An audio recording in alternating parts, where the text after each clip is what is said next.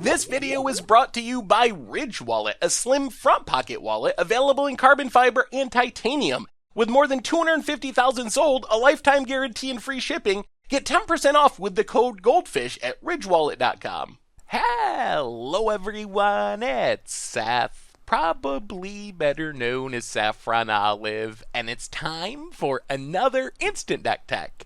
And we have a super spicy one today. It is Wildcard Wednesday, and today we are heading to Standard for a deck we're calling Standard Dredge. It is basically a Dredge deck in the Standard format, which is super crazy, and it comes for us from Atu Ashushi, who took it to a undefeated finish in a small Japanese tournament. So congrats to Atu on a really sweet deck. A quick reminder before we break down Standard Dredge for Standard.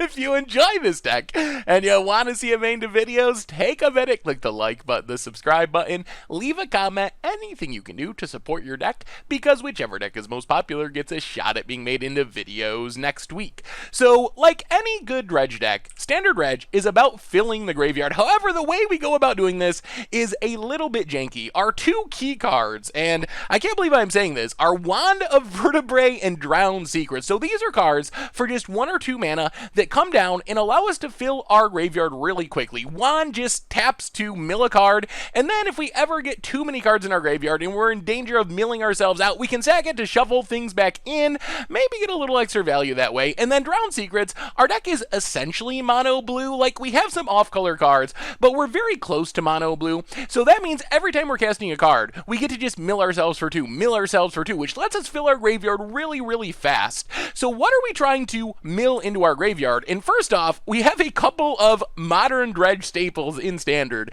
Creeping Chill and Narcomoeba. So these are cards that just give us literal free value when we happen to put them from our library into our graveyard with things like Wand of Vertebrae, Drowned Secrets. So Creeping Chill, if we mill it over, we get to exile it and uncounterably drain our opponent for 3. And since we have 4 copies in our deck, that means over the course of the game, we are hopefully going to mill all the copies, which drains our opponent from 12, from 20, all the way down to 8, while also gaining us 12 life, so we stay alive where we're setting up the rest of our combo. And then Narcomoeba, it's not a ton of value, but a 1/1 flyer for free is nice. It can chump block, it can maybe get in some fringe damage in the air. If you combine it with a Creeping Chill drain, it doesn't take that many Narcomoeba attacks, especially if we can hit multiples of them, to actually kill our opponent with just Creeping Chill and Narcomoeba as we are milling ourselves.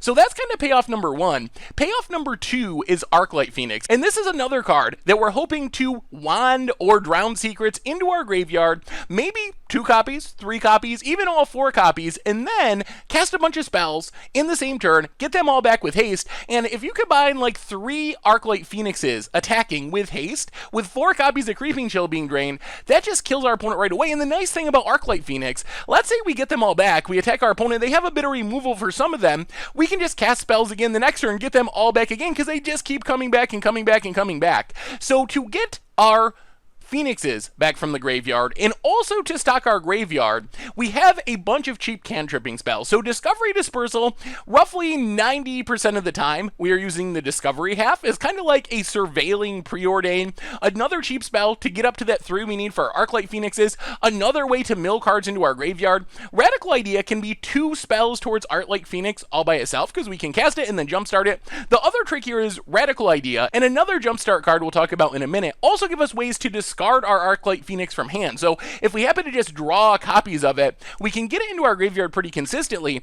And they also trigger our Drowned Secrets as a way to keep milling ourselves. So cheap blue spells that also do some synergistic things with our deck. We also have Opt and Mission Briefing. So Opt, pretty simple, 1 mana blue spell to trigger Drowned Secrets.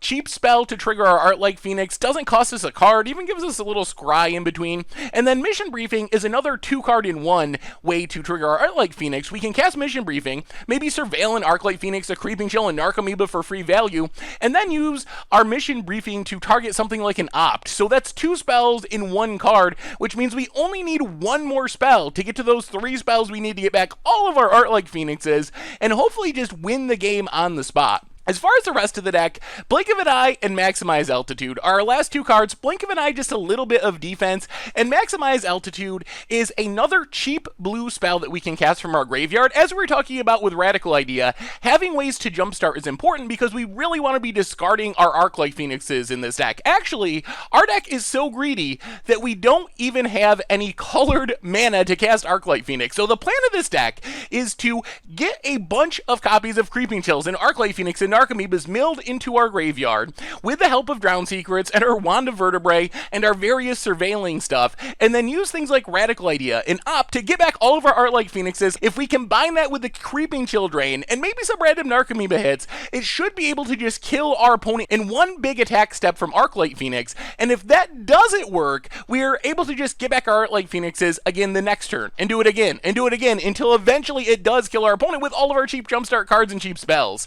Mana base, little bit crazy. Watery Grave, Drowned Catacomb, so a few black sources for the back half of Discovery Dispersal, 15 islands, 0 ways to cast an Arclight Phoenix. So if you are jumpstarting, make sure to discard your Arclight Phoenixes because you literally cannot cast them. It is not a thing this deck can do. It's not possible. Why are we warping our mana base towards islands? And that's because we got a neat sideboarding plan. So in our main deck, our only creature is Arclight Phoenix, which just keeps coming back from the graveyard anyway.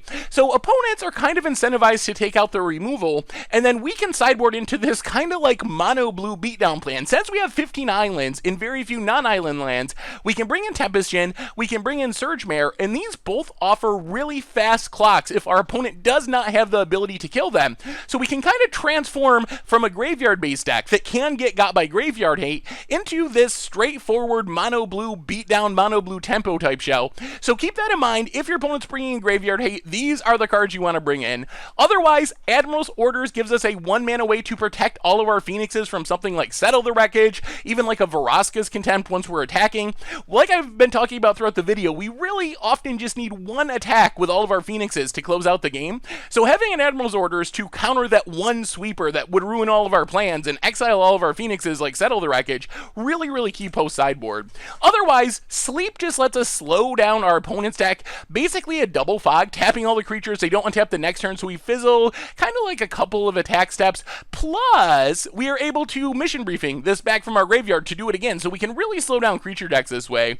And that is Standard Dredge. And that's been our Wildcard Wednesday Instant deck for this week. So thank you so much for watching. I hope you enjoyed the video, and I will talk to you soon. Thanks for watching the video. If you enjoyed it, help us out by clicking that like button down below.